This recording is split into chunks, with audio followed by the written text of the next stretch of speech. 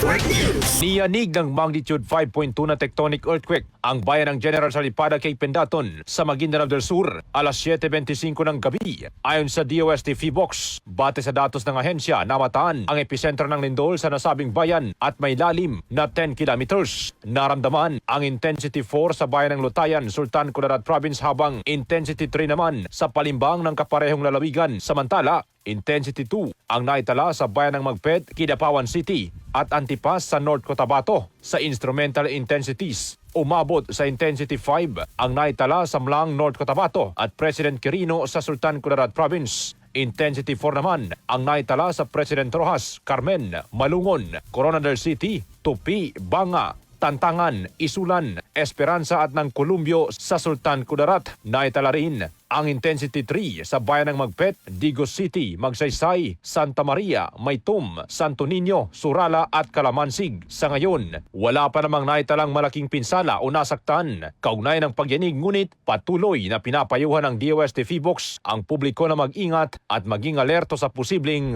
aftershocks. Kasama mo sa DXMY 90.9 RMN Cotabato, Radyoman Julie Mapalaw, Tatak RMN. RMN Network News.